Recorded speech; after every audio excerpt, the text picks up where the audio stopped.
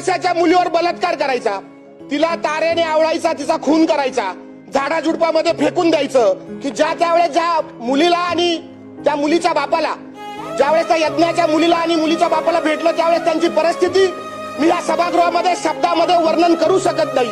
इतकी वाईट परिस्थिती त्यांची झाली. ज्या महिलांवर जी दहशत पसरली, ह्या दहशतीसाठी याला फाशीची शिक्षा होईल का?